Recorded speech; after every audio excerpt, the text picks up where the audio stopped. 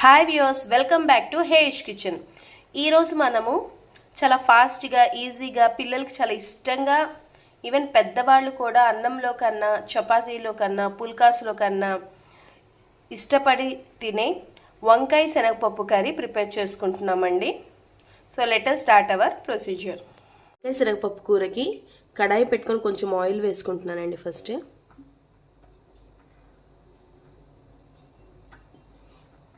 Oil కొంచెం వేడయ్యాక ఆవాలు కొంచెం వేగాక కరివేపాకు, 2 పొడవుగా చీల్చిన పచ్చిమిరపకాయలు, ఇప్పుడు ఇందులో 2 మీడియం సైజ్ ఎర్రగడ్డలండి, కొంచెం సాల్ట్. ఇప్పుడు ఈ ఉల్లిపాయలు కొంచెం గోల్డెన్ బ్రౌన్ కలర్ వచ్చేంత వరకు ఫ్రై చేసుకుందాము. నేను ఆల్రెడీ 1 అవర్ బ్యాకే పచ్చిశనగపప్పు నానబెట్టుకున్నానండి. సో అది కూడా వేసేస్తున్నాను. సో ఇలాగే ఫస్టే పచ్చిశనగపప్పు వేయడం వల్ల ఏంటి అంటే అది కొంచెం బాయిల్ అయిపోతుందండి. దీనికి మళ్ళీ సపరేట్గా మనమేం పచ్చిశనగపప్పు బాయిల్ చేయని అవసరం లేదు.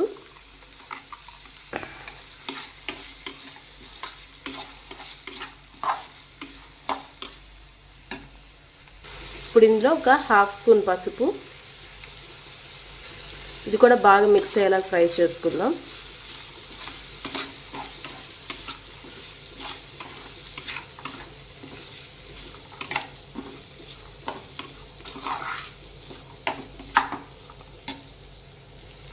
One spoon ginger garlic paste, ఇది కూడా కొంచెం పచ్చివాసన పోయేంత వరకు ఫ్రై చేసేసుకుందాము.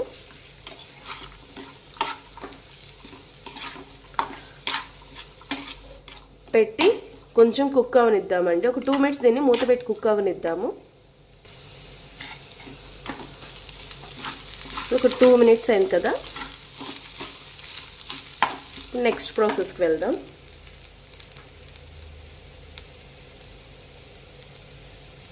ఇప్పుడు ఇందులో కొంచెం పెద్ద సైజుగా ఉన్న వంకాయలండి, ఒక 4 వంకాయలు తీసుకున్నాను. అవి ఇలా చిన్న చిన్న పీసెస్గా కట్ చేసుకున్నాను. అవి కూడా వేసేసుకున్నాము. ఇవి కూడా ఒకసారి మిక్స్ చేసేసుకుందాం.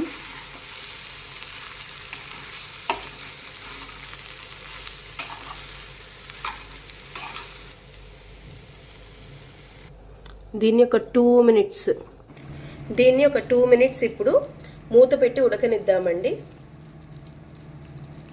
ఒకసారి చూసుకుందాము.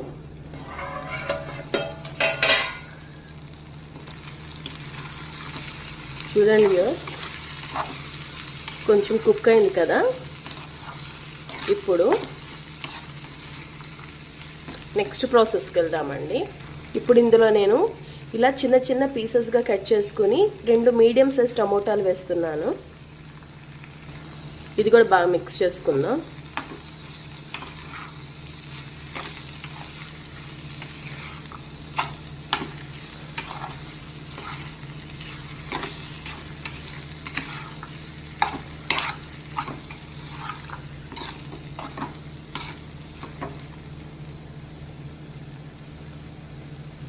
ఇందులో నేను 1 స్పూన్ కారం వేస్తున్నానండి. కారం ఎక్కువ ప్రిఫర్ చేసేవాళ్ళు ఎక్కువ వేసుకోండి.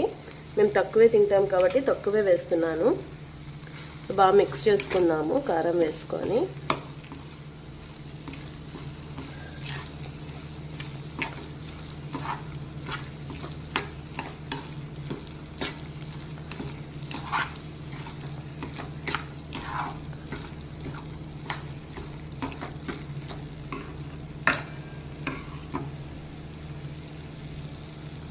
కొంచెం ధనియాల పొడి,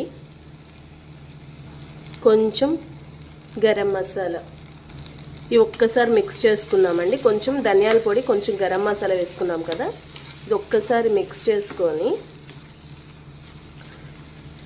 ఒక 1/2 గ్లాస్ వాటర్ వేసుకుందాము.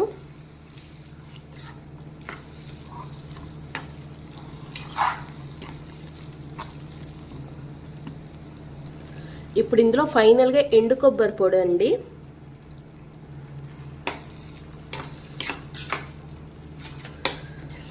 ఇది మంచి టేస్ట్ వస్తుంది.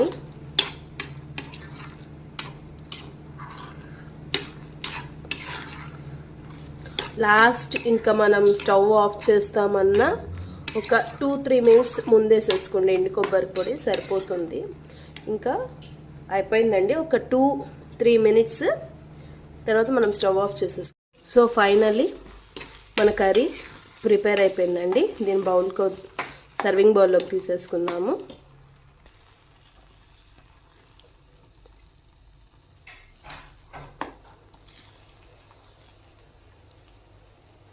ఫైనలీ మన వంకాయ శనగపప్పు కర్రీ రెడీ అయిపోయిందండి. ఇది అన్నంలో కన్నా లేకపోతే చపాతీలో కన్నా చాలా బాగుంటుంది. పిల్లలు కూడా చాలా ఇష్టంగా తింటారు. ఈ శనగపప్పు మధ్య మధ్యలో రైస్లో బాగా తగులుతూ ఉంటుంది. సో ఈ వీడియో కనుక మీకు నచ్చినట్లయితే తప్పకుండా హేయుష్ కిచెన్ని లైక్ చేసి సబ్స్క్రైబ్ చేసుకోండి. Thanks for watching Heyush kitchen.